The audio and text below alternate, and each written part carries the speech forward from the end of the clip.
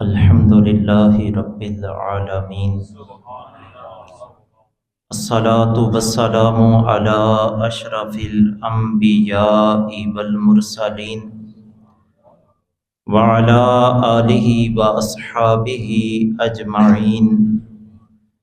أما بعد فأعوذ بالله من الشيطان الرجيم. بسم الله الرحمن الرحيم. سابقوا إلى مغفرة من ربكم وجنة عرضها السماوات والأرض أعدت للمتقين. صدق الله مولانا العظيم. إن الله وملائكته يصلون على النبي یا ایہا الذین آمنوا صلوا علیہ وسلموا تسلیما. اللہم صلی علی سیدنا و مولانا محمد وعلی آل سیدنا و مولانا محمد وبارک وسلم. الصلاة والسلام علیک یا سیدی یا رسول اللہ وعلى آلک واصحابک یا سیدی یا حبیب اللہ. الصلاة والسلام علیک یا سیدی یا رحمۃ للعالمین وعلى آلک واصحابک یا سیدی یا خاتم النبیین. اللہ رب العزت کی حمد و ثنا اور حضور رحمت کائنات مصطفیٰ کریم صلی اللہ علیہ وآلہ وصحبہ وسلم کی بارگاہ میں ہدیہ درود و سلام پیش کرنے کے بعد عزت و احترام کے لائق برادران اسلام، احباب ذی وقار، جمعۃ الوداع کی ادائیگی کے لیے جامع مسجد پیر مدرسہ کے خوبصورت ماحول میں ہم تشریف فرما ہیں. بارگاہ رب العزت میں صمیم قلب سے یہ دعا ہے، اللہ ہماری نماز جمعہ اپنی بارگاہ سمادیت میں قبول فرمائے اور نماز جمعہ کی جملہ برکات ہم سب کو عطا فرمائے. اس کے ساتھ ساتھ پروردگار عالم کی بارگاہ عالیہ میں یہ التجا ہے، اللہ اپنا فضل فرماتے ہوئے ہم سب کی ماہ رمضان کی جملہ عبادات اپنی بارگاہ سمادیت میں قبول فرمائے.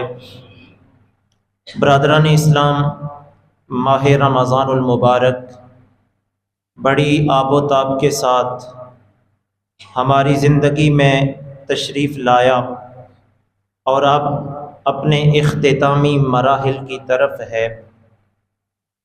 بنیادی طور پہ یہ بات ذہن نشین کر لیجئے، یہ بابرکت مہینہ ہم میں سے کسی کو معلوم نہیں اگلے سال مقدر میں ہوگا یا نہیں. جتنے لمحات باقی ہیں اللہ سے توفیق مانگیں، اللہ ان لمحات کی قدر کرنے کی توفیق نصیب فرمائے اور پروردگار عالم کی بارگاہ میں گڑ گڑا کے دعائیں مانگیں، اللہ اس بابرکت مہینے کے صدقے ہمارے حال پہ فضل فرمائے. آج کی اس خوبصورت پروقار نشست میں قرآن مجید کی ایک آیہ مقدسہ تلاوت کرنے کی سعادت حاصل کی ہے.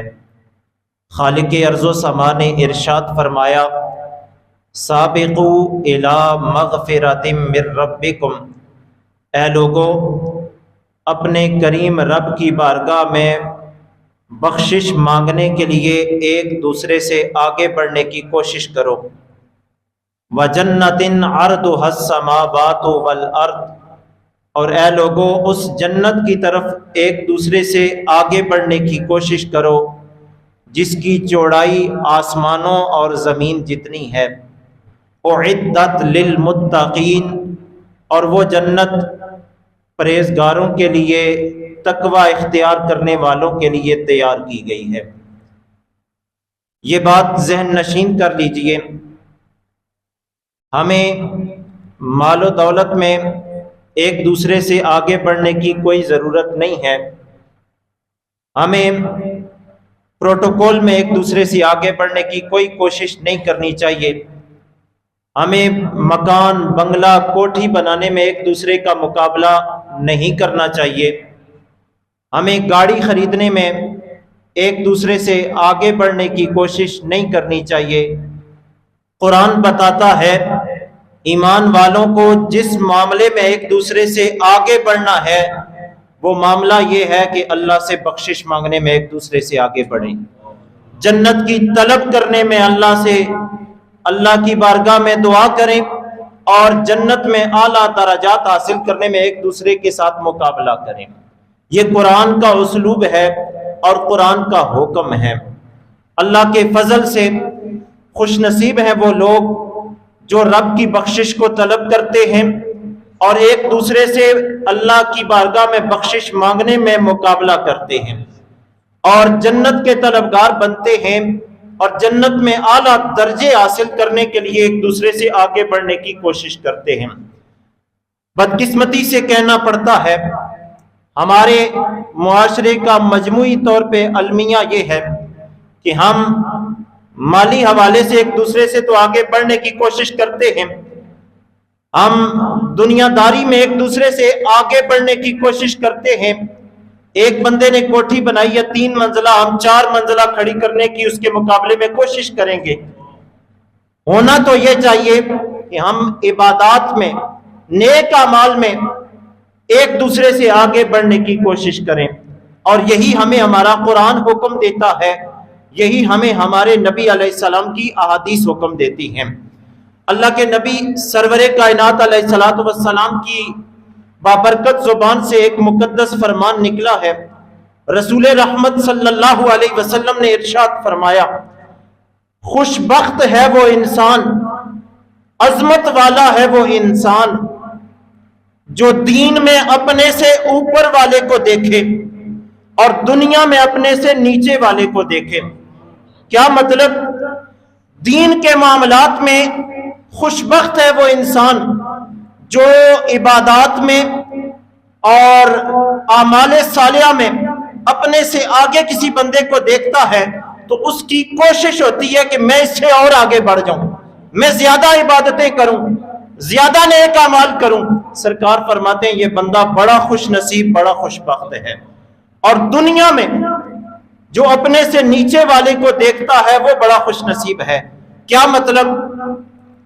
دنیا داری کے معاملات میں اور مالداری کے معاملات میں دنیا دار اگر آگے بڑھنے کی کوشش کر رہے ہیں، خوش نصیب بندہ وہ ہے جو دنیا کے معاملات میں ان سے مقابلہ نہ کرے بلکہ دین کے معاملات میں مقابلہ کرے اور دینداروں میں شامل ہو کر ایک دوسرے سے آگے بڑھنے کی کوشش کرے۔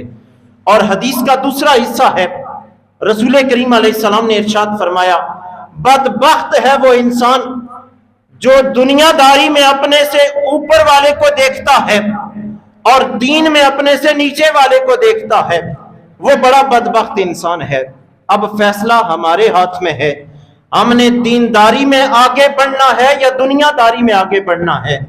دینداری میں آگے بڑھیں گے، ایک دوسرے سے مقابلہ کریں گے، زیادہ عبادات کرنے میں مقابلہ کریں گے، اللہ فضل فرمائے گا، دنیا بھی اچھی، آخرت بھی اچھی۔ اگر دنیا داری میں آگے بڑھیں گے، اللہ اگر دنیا داری میں عزت دے بھی دے تو دنیا داری اختیار کرنے والا اگر دین سے عاری ہوا، قبر و حشر اس کے لیے تاریک اور ظلمت سے بھر دی جائیں گی۔ اس لیے قرآن کہتا ہے ایمان والو اللہ سے بخشش مانگنے میں آگے بڑھو، عبادتوں میں ایک دوسرے کے ساتھ مقابلہ کرو، ایک دوسرے کے ساتھ دوڑ لگا کے تیزی کے ساتھ رب کی بارگاہ میں بندگی سر انجام دو، اور جنت کے طلبگار بننے میں ایک دوسرے کے ساتھ مقابلہ کرو، اللہ کی بارگاہ میں جنت کے طلبگار بن جاؤ۔ یہ مقابلہ بہت اچھا مقابلہ ہے، لیکن دنیا داری میں کسی سے مقابلہ یہ بالکل جائز اور درست نہیں ہے۔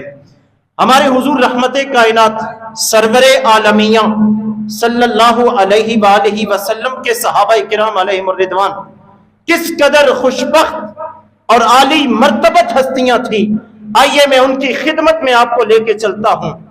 مجھے بڑی خوبصورت حدیث یاد آ گئی، صحاح ستہ شریف کی یہ حدیث ہے، اور حضرت صاحب مشکات نے بھی مشکات المصابیح میں اس کو نقل فرمایا ہے، بڑی خوبصورت حدیث ہے۔ حضور کے صحابہ کس طرح نیک اعمال میں، عبادات میں ایک دوسرے سے آگے بڑھنے کی کوشش کرتے تھے۔ ایک دن اللہ کے نبی سرور کائنات علیہ السلام کے غریب صحابہ تاجدار کائنات رحمت عالم صلی اللہ علیہ وسلم کی خدمت میں حاضر ہوئے۔ عرض کی یا رسول اللہ صلی اللہ علیہ وسلم، ہم بھی نمازیں پڑھتے ہیں، روزے رکھتے ہیں، دیگر اعمال صالحہ کرتے ہیں، امیر صحابہ بھی یہ سارے نیک اعمال کرتے ہیں، لیکن مسئلہ یہ ہے امیروں کے پاس مال و دولت ہے، وہ صدقہ و خیرات کر کے ہم سے آگے نکل جاتے ہیں، ہمارے پاس مال و دولت نہیں ہے، ہم ان کے مقابلے میں عبادتیں پھر کم کر لیتے ہیں، ہمارا درجہ ان کے مقابلے میں نہیں ہو سکتا۔ پیارے آقا ہماری حوصلہ افزائی فرمائے۔ دیکھیے سرکار دو عالم رحمت کائنات علیہ السلام کے صحابہ ایک دوسرے سے عبادات میں آگے بڑھنے کی کس قدر تگ و دو اور کوشش محنت کیا کرتے تھے۔ اللہ کے نبی علیہ السلام نے ارشاد فرمایا، اے میرے غریب صحابہ، وہ تو مالدار ہیں، اللہ نے انہیں مال دیا ہے، عبادات باقی تو تمہارے ساتھ تمہاری طرح کی کرتے ہیں، لیکن ایک معاملے میں تم سے آگے نکل گئے ہیں، وہ صدقہ و خیرات کر سکتے ہیں، تم نہیں کر سکتے۔ آؤ میں تمہیں ایک وظیفہ بتاتا ہوں، تم وہ وظیفہ اپناؤ، اللہ تمہیں امیروں کے برابر بلکہ ان سے بھی زیادہ ثواب عطا فرمائے گا۔ عرض کی یا رسول اللہ کرم فرمائیں، وہ وظیفہ عنایت فرمائیں۔ سرکار نے ارشاد فرمایا، اے میرے صحابہ، ہر نماز کے بعد 33 مرتبہ سبحان اللہ، 33 مرتبہ الحمدللہ اور 34 مرتبہ اللہ اکبر پڑھا کرو، تمہیں اللہ ان عظیم اوراد و وظائف کی برکت سے وہ اجر و ثواب عطا فرمائے گا کہ تمہارے اجر کا کوئی امیر صحابی بھی مقابلہ نہیں کر سکتا۔ اب دیکھیے صحابہ کرام نے مال و دولت میں ایک دوسرے سے آگے بڑھنے کی خواہش حضور کی خدمت میں نہیں رکھی، تمنا یہ نہیں سجائی کہ فلاں صحابی کا گھر بڑا ہے، فلاں صحابی کے پاس بکریوں کے ریوڑ زیادہ ہیں، ہمیں بھی عطا کیجئے۔ نہیں، ایک تمنا، ایک جستجو اور ایک ہی غرض ہے کہ غریب صحابہ حاضر ہو کے کہتے ہیں یا رسول اللہ ہم ان سے عبادت میں آگے نظر آنا چاہتے ہیں۔ سرکار نے انہیں وظیفہ دیا، کچھ دن گزرے، غریب صحابہ وہ وظیفہ کرنے لگے، کسی طریقے سے حضور کے امیر صحابہ تک بھی یہ وظیفہ پہنچ گیا۔ اب دونوں امیر صحابہ بھی اور غریب صحابہ بھی اس وظیفے میں شریک ہو گئے۔ پھر وہ غریب صحابہ کرام علیہ رضوان سرکار دو عالم علیہ السلام کی خدمت میں حاضر ہوئے، عرض کی یا رسول اللہ عبادتیں پہلے جیسے ہم کرتے تھے ویسے امیر صحابہ بھی کرتے، ایک وجہ سے وہ ہم سے افضلیت، فوقیت، تفوق رکھتے تھے، وہ یہ تھی کہ ان کے پاس مال و دولت تھا، وہ صدقہ و خیرات کر سکتے تھے، ہم نہیں کر سکتے۔ آپ نے ہمیں ایک بابرکت وظیفہ دیا، ہم نے وہ شروع کیا، امیر صحابہ تک بھی اس وظیفے کا علم پہنچ گیا، اب انہوں نے بھی ہمارے ساتھ وہ وظیفہ شروع کر دیا ہے۔ پیارے آقا اب کرم فرمائے، اب ہم کیا کریں؟ سرکار نے مسکرا کے بڑا خوبصورت جواب دیا۔ سرکار ارشاد فرمانے لگے ذالک فضل اللہ یؤتیہ من یشاء، اے میرے صحابہ یہ اللہ کا فضل ہے، اللہ جسے چاہتا ہے یہ فضل عطا فرماتا ہے۔ اس لیے عرض کرنا چاہوں گا، آؤ کسی دنیا دار کی کاپی نہ کرو، کسی دنیا دار کے فالوور نہ بنو۔ اگر حقیقت میں فالوور بننا چاہتے ہو، کسی کی تقلید میں صحیح معنوں میں آنا چاہتے ہو، رسول کریم علیہ السلام کی ذات ستودہ کی پیروی کرو، حضور کے پاکیزہ صفت صحابہ کرام علیہ رضوان کی پیروی کرو، اللہ اس کی برکتیں زندگی میں بھی عطا فرمائے گا، آخرت میں بھی عطا فرمائے گا۔ عبادات میں، اعمال صالحہ میں ایک دوسرے سے مقابلہ کرنے کی کوشش کرو، آگے بڑھنے کا اہتمام کرو، اللہ اس کی برکتیں عطا فرمانے والا ہے۔ آقا حضور رحمت کائنات علیہ السلام کی ایک خوبصورت حدیث پاک جو تقریباً تمام کتب احادیث میں موجود ہے، حضرت سیدنا ابو ہریرہ رضی اللہ تعالیٰ عنہ، بڑے میٹھے صحابی ہیں، سرکار کے نام لیں تو انسان کا لہجہ میٹھا ہو جاتا ہے۔ فرماتے ہیں میں رسول رحمت صلی اللہ علیہ وسلم کی خدمت مقدسہ میں موجود تھا، اللہ کے نبی علیہ السلام سے میں نے اپنے ان کانوں سے سنا ہے، سرکار نے ایک بڑی خوبصورت حدیث بتائی، اور اس حدیث پاک میں حضور نے 7 خوش نصیب لوگوں کا تذکرہ خیر کیا ہے۔ سرکار نے فرمایا قیامت کا دن ہوگا جب ہر شخص کو اپنی اپنی پڑی ہوگی، اپنے اپنے مسائل میں ہر شخص پھنسا ہوگا۔ اس روح فرسا ماحول میں 7 خوش نصیب ایسے ہوں گے جنہیں اللہ کریم اپنے عرش کا ٹھنڈا سایہ عطا فرمائے گا۔ حضرت ابو ہریرہ رضی اللہ عنہ فرماتے ہیں سرکار نے ارشاد فرمایا وہ 7 خوش نصیب انسان کون سے ہیں؟ ان کی طرف تو میں آگے لے جانا چاہوں گا، پہلے یہ عرض کرنا چاہوں گا کہ قیامت کا دن کس قدر سخت ہوگا۔ احادیث مبارکہ میں آتا ہے قیامت کا دن اس قدر ہولناک اور تابناک ہوگا کہ اس دن سورج سیدھے رخ کی طرف آ جائے گا اور سورج کا سیدھا رخ زمین کی طرف ہوگا۔ اب سورج کا الٹا رخ ہے، جون جولائی کی گرمی برداشت ہم نہیں کر سکتے۔ جب سورج قیامت کے دن سیدھے رخ پہ زمین کی طرف آ جائے گا اور بعض حدیث میں 1.25 نیزے کے برابر آ جائے گا تو اس وقت اس کی گرمی اور اس کی حدت ہم کیسے برداشت کریں گے۔ اور حضور رحمت کائنات علیہ السلام کی احادیث میں آتا ہے اس دن اس قدر سخت گرمی ہوگی کہ جو گناہگار ہیں اپنے اپنے اعمال بد کی وجہ سے پسینے میں شرابور ہوں گے، کوئی گھٹنوں تک پسینے میں شرابور ہوگا، کوئی ناف تک، کوئی سینے تک، اور کوئی اپنی بد اعمالیوں کی وجہ سے سارے کا سارا پسینے کے اندر شرابور ہوگا۔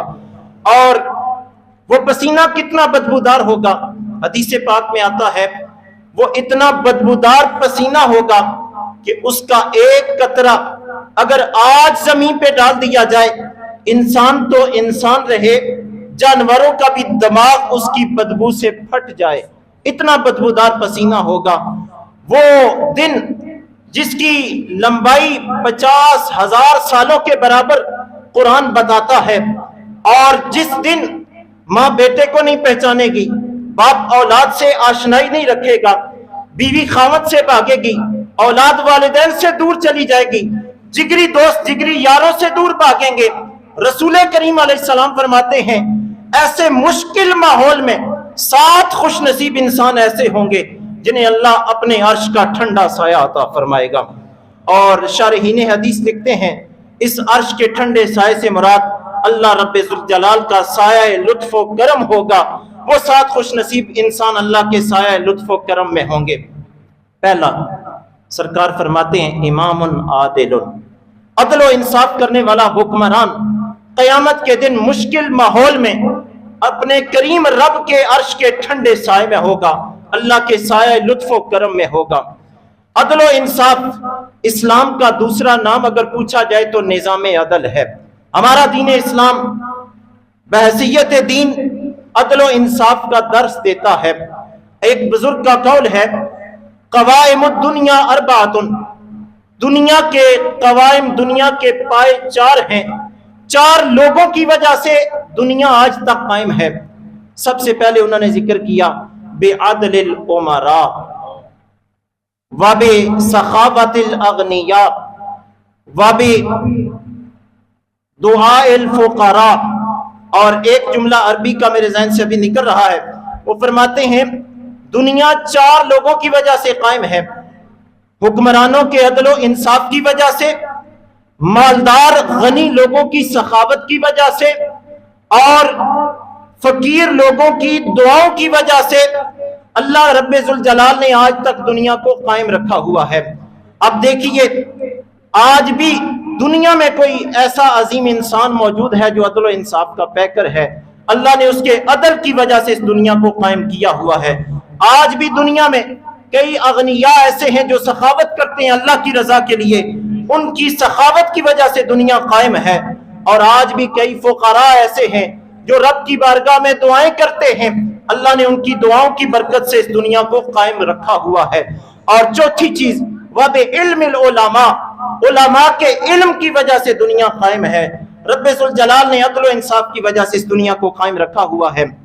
عادل حکمران جس معاشرے میں ہوگا اللہ اس کی برکت سے اس معاشرے پہ رحمت نازل فرمانے والا ہے۔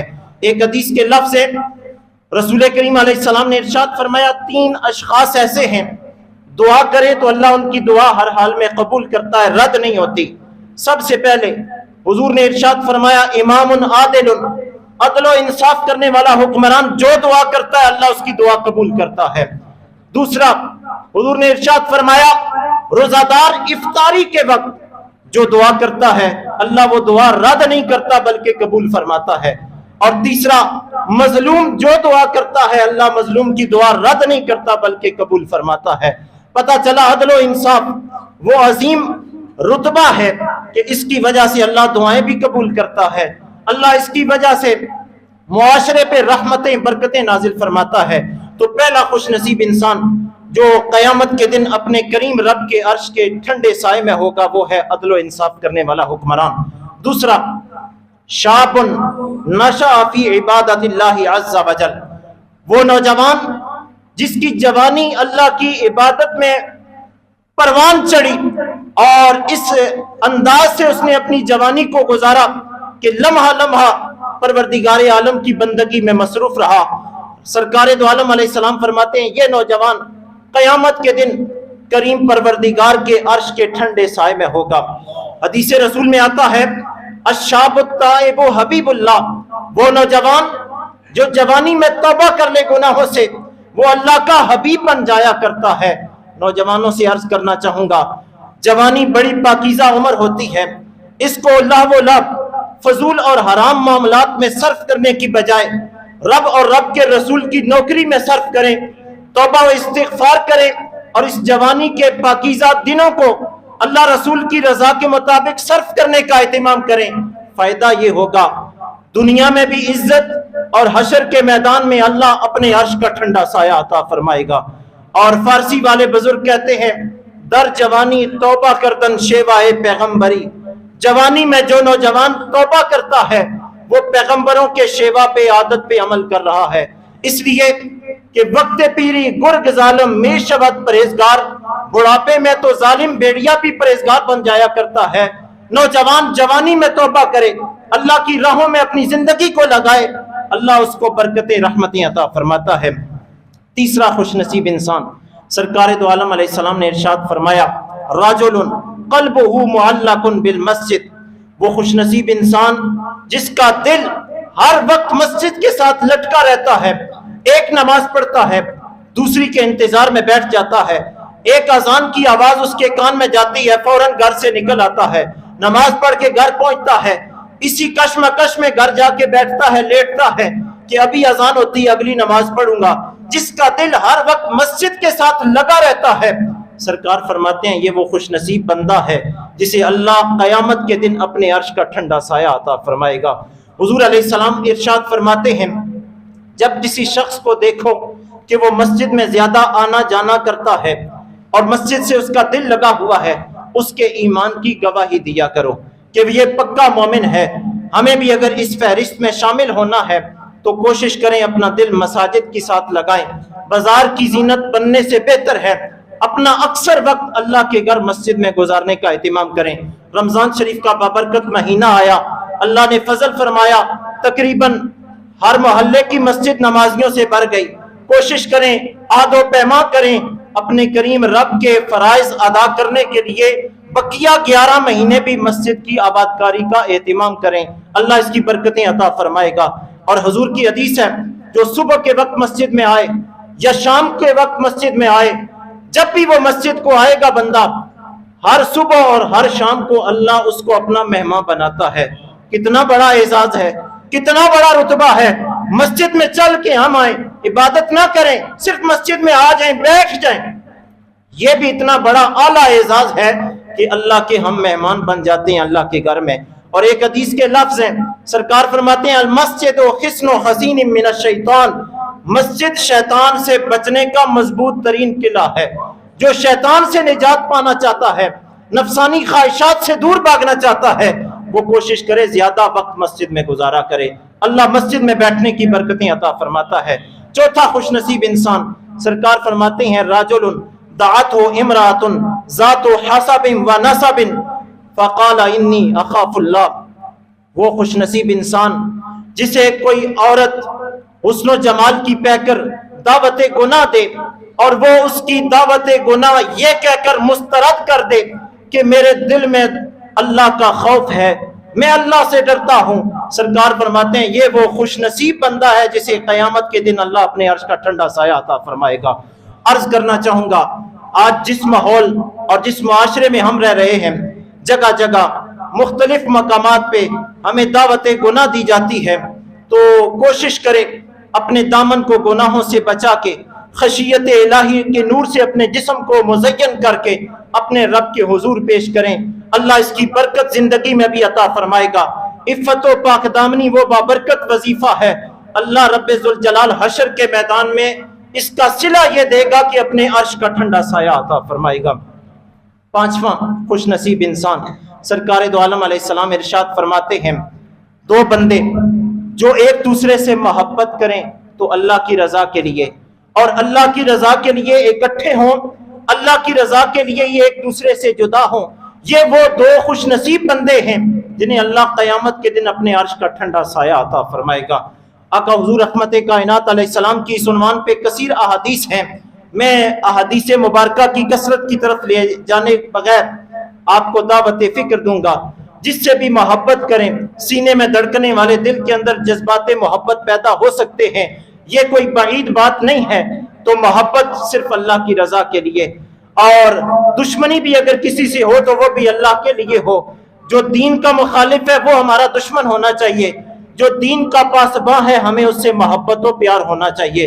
جب بھی اکٹھے ہوں تو محبت الہی کے لیے اکٹھے ہوں، اور ایک دوسرے سے جدا ہوں تو محبت الہی کی وجہ سے جدا ہوں۔ اللہ اس کا فیض اگلے جہاں میں یہ عطا فرمائے گا، اپنے عرش کا ٹھنڈا سایہ عطا فرمائے گا۔ آقا حضور رحمت کائنات علیہ السلام نے اگلے شخص کا تذکرہ کرتے ہوئے ارشاد فرمایا، وَرَجُلٌ تَصَدَّقَ بِصَدَقَةٍ فَأَخْفَاهَا حَتَّى لَا تَعْلَمَ شِمَالُهُ مَا تُنْفِقُ يَمِينُهُ، وہ خوش نصیب انسان جو صدقہ کرے اور اس انداز سے صدقہ کرے کہ بائیں ہاتھ کو پتہ نہ چلے کہ دائیں ہاتھ سے کیا صدقہ دیا گیا ہے، یہ وہ خوش نصیب بندہ ہے جو چھپا کے صدقہ کرتا ہے۔ اللہ حشر کے میدان میں اس خوش نصیب انسان کو اپنے عرش کا ٹھنڈا سایہ عطا فرمائے گا۔ دعوت فکر دینا چاہوں گا، مالی حوالے سے جو احباب مضبوط ہیں، جنہیں اللہ نے نوازا ہوا ہے، کوشش کریں اگر صدقہ و خیرات کرتے ہیں، کسی کی مالی امداد کرتے ہیں، سیلفی بنانے کی بجائے، اخبار کی زینت بننے کی بجائے چھپا کے صدقہ کریں۔ یہ چھپا کے صدقہ کرنا اللہ کو اتنا محبوب ہے، اللہ کو اتنا پسند ہے، حدیث رسول کے مطابق قیامت کے دن اللہ اپنے عرش کا ٹھنڈا سایہ عطا فرمائے گا اس شخص کو جو چھپا کے صدقہ کرتا ہے۔ پروردگار عالم کی بارگاہ میں دعا کریں، اللہ رمضان شریف کی ان بابرکت گھڑیوں کا لمحہ ہمیں حقیقی معنوں میں دین اسلام کا فہم عطا فرمائے، قرآن و سنت کی صحیح معنوں میں سمجھ عطا فرمائے، اور ہمیں باعمل باتوں پہ عمل کرنے کی توفیق عطا فرمائے۔ یہ ایک مسئلہ پوچھا گیا ہے، 1-2 منٹ کے اندر میں مسئلہ عرض کر کے گفتگو کو سمیٹنا چاہوں گا۔ مسئلہ یہ پوچھا گیا ہے، کرسی پہ نماز پڑھنا اس کا شریعت مطہرہ میں کیا حکم ہے؟ تو اس حوالہ سے میں عرض کرنا چاہوں گا، جو شخص سجدہ پہ قدرت رکھتا ہے، سجدہ کرنے کی طاقت رکھتا ہے، ایسا شخص جتنا ممکن ہو کوشش کرے، قیام کی بھی قدرت رکھتا ہے، سجدہ کرنے کی بھی قدرت رکھتا ہے، تو وہ قیام جتنا کر سکتا ہے اتنا قیام کرے، اور جب مشکل ہو جائے کھڑے ہو کے نماز پڑھنا تو زمین پہ بیٹھ جائے، صف پہ بیٹھ کے پھر رکوع کرے اور سجدہ کرے۔ یہ شریعت مطہرہ میں اس کا حکم ہے۔ بلا وجہ تھوڑی سی تکلیف ہو، گھٹنے میں تھوڑا سا درد ہو، یا تھوڑا سا کسی جگہ پہ جسم کے حصے میں پین ہو، تو بندہ کرسی کا استعمال کرے، یہ خلاف شریعت ہے اور اس کو منع کیا گیا ہے۔ اسلام نے ہمیں 3 ضابطے دیے ہیں۔ اگر کوئی کھڑے ہو کے نماز نہیں پڑھ سکتا تو بیٹھ کے پڑھے۔ بیٹھ کے پڑھنے کا سب سے پہلا جو احسن انداز ہے وہ زمین پہ بیٹھ کے پڑھنے کا ہے۔ اگر کوئی بیٹھ کے زمین پہ نہیں پڑھ سکتا تو تیسرا آپشن ہے وہ کرسی وغیرہ کا سہارا لے، کرسی پہ نماز پڑھے، اور اس میں بھی بہت زیادہ احتیاط کی ضرورت ہے۔ اشارے سے اگر نماز پڑھتا ہے کرسی پہ بیٹھ کے تو رکوع کا اشارہ تھوڑا سا ہلکا کرے اور سجدے کا اشارہ تھوڑا سا جھک کے کرے، تاکہ رکوع اور سجدے کی حیت میں تھوڑا سا فرق ہو جائے۔ اگر فرق نہ ہوا تو اس طرح نماز قابل قبول نہیں ہوتی۔ اسی طرح कुछ कुर्सियां आजकल बाज मसाजिद में ऐसी हैं जिनके सामने फट्टी बनी होती है, उन पे सजदा करना और रकू के वक्त उन पे हाथ रखना ये गैर शरई अमल है। अगर किसी ने उन पे सजदा किया, जितनी नमाजें उन पे सजदा करके पढ़ी हैं वो सारी दोबारा दोहरानी पड़ेंगी, वो अल्लाह की बारगाह में कबूल नहीं हुई हैं।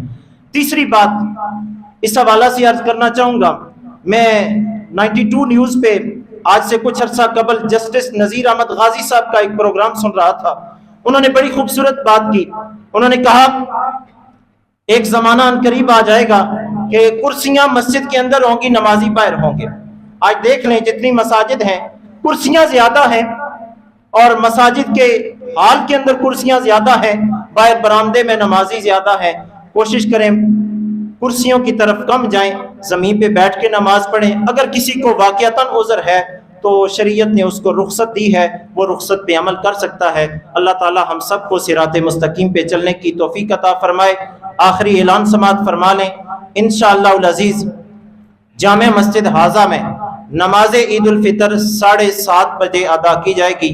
7:30 बजे जमात का वक्त है, तकरीर पूरे 7:30 बजे ख़त्म हो जाएगी। इसलिए अहबाब बर वक्त तशरीफ़ लाएँ ताकि बर वक्त जमात का एहतमाम किया जा सके। व आखिर दावाया अनिल